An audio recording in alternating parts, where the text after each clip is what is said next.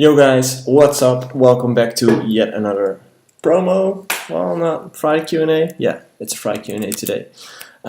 Good to have you all back here in Artist Coaching community again. Thanks again for sending in your questions. It really means the world to me. I can see the community growing and more engagement every week. So thanks guys for that. It means the world. You know what? Let's dive into the questions of this week. The first one's actually from Mateus Osocha. My question is, do you think that Ableton is a good for starting?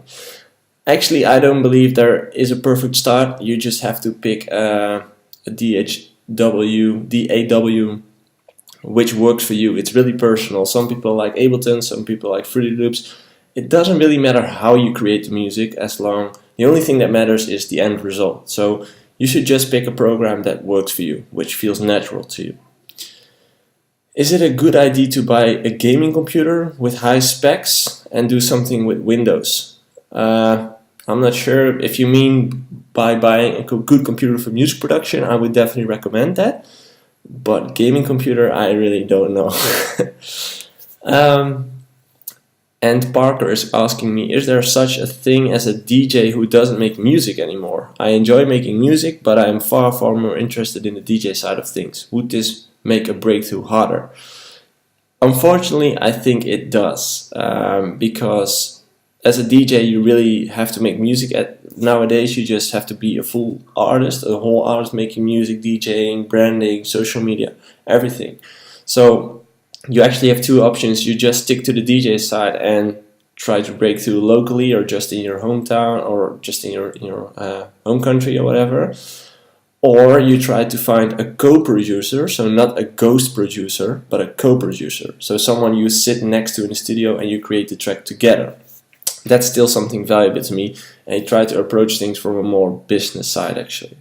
But yeah, you definitely need, I really believe that you definitely need music to break through. Aditya is asking me, what do I do when I just don't feel like making music or working on my computer for anything? Well, that's simple. Just don't make music or do anything on your computer. I would definitely recommend to just take time off your computer, go out of your studio every now and then. It's really tempting to go into the studio every day and to make music every day and to do a lot of work every day. But sometimes you just need to take rest and need to take a step back from the computer to get new inspiration and stuff. So if you don't feel like making music, just don't make music and do something else. Go to a different environment, take a walk around the woods or whatever. Get inspired and get back to the studio when you feel like making music again. Abdelatif asks me, what strategy do you suggest for a DJ who produces multiple genres? Should be schedule his releases as a long-term DJ set? I mean, a build-up of the energy starting with some deep tunes and level up from that. The last release is more energetic than the one before. I'm not sure what you mean, but I think if you have to build up your set from a low BPM to high BPM, if you like multiple genres, that's the solution. It depends on what kind of brand you are and what you bring out to the world. Like, who are you as an artist? Would you like to be known for the fact that you start slowly and end pretty quick or pretty hard? It all depends on what you want, but yeah, it's an option. You can definitely do something like that. Robin Kozen asked me, which type of earplugs do you use at DJ gigs? How many dB filter, and do you use frequency filters? I actually have those custom made. It's with a shop here in the Netherlands called Beter Horen. It's not that expensive. I think they're around 80 or 100 euros right now. It's custom made. They have that frequency filters in it. I think I had minus 16 dB, which is, I think, the middle one, because you have one level higher, but that's too much for me. So I think it was minus 16. Not sure, but it's at Beter Horen. I bought them there. Yo Prasoon. I just made a cool remix of Hardwell's new track. I think it's a sick ID-wise and quality-wise. How do I send it to Hardwell? Does he accept remix files? I also would like to get it featured in his Hardwell on Air. Please guide me. This one is really hard because it's really hard for a guy like Hardwell to check all the demos, of course, because he gets a lot of them. So you need to find a way which makes you stand out of the crowd. Maybe you can send it to someone who does know him, or maybe you can send it to other DJs who start playing it, so he starts noticing it. Or I don't think sending it to his email address will really work, but you can always try. Like if you never try it, you will never know if it worked. So I would recommend I think they have this system on Revealed to send in your demo, and it ends up in this voting system. So I would do that and see if that works. You never know. So that was it for this week. Thanks, guys. Thanks again. I just wanted to say something to you. I've been working on a new online course, and I've been restructuring the company. I've created few new packages. One is the fundamentals, which is an online course. It's online now on my website. It might be useful to you. To me, I've created it, and to me, it's all about the fundamentals you need as an artist. So branding, networking, all those kind of things. Another training, which is about a half-year training, something like that. It's called the Mastermind Training, and of course the personal coaching. So if you're interested, just head over to www.artistcoaching.nl, and just let me know whenever you have any questions about it or whatever. Thanks again, guys, for sending in your questions. Thanks for being a part of the Artist Coaching community, and I'll see you next week on another FRI-Q&A. Bye. Hey guys, what's up? First of all, thanks for watching my content. Thanks for listening to the podcast and watching the videos. It means a world to me.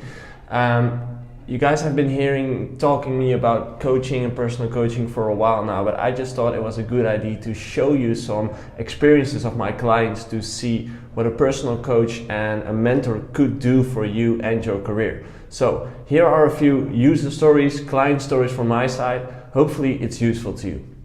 So what problem did I had? I got supported on TSS Club Life, and I really didn't know what to do or where to start.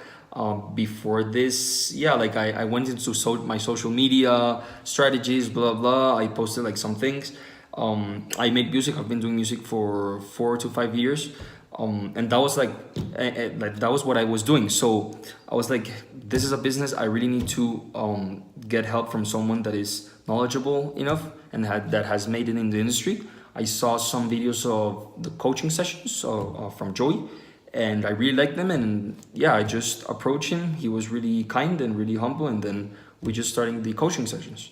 I found out that you really need a solid plan, and you need someone that is competent enough as Joey.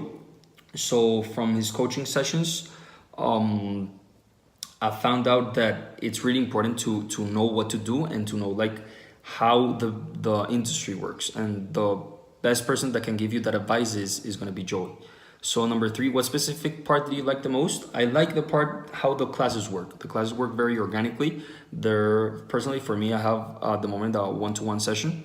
I think Joey is super cool. He's super open to any questions that you have. He's always willing to help you. So that's the part that I like the most, the way the classes work. They're very, very cool, and I will recommend it to anyone. First of all, having a long-term, a mid-term, and a short-term plan. That's very important.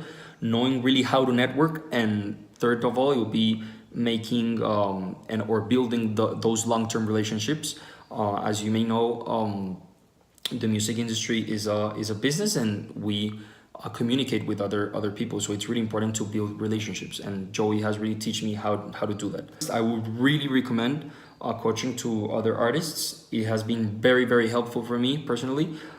At the end, now I'm starting to see my music career as a business, and because of this, I'm of course, you're investing some budget for the classes, but I'm seeing in return some results. So this is working for me. It has been a great experience. I've been getting great results so far. So I would absolutely recommend it to anyone. It's one of the best decisions that I've made in my career. Once again, I think the classes have been great. I think you need someone that knows what he's doing, that has the experience that Joey has.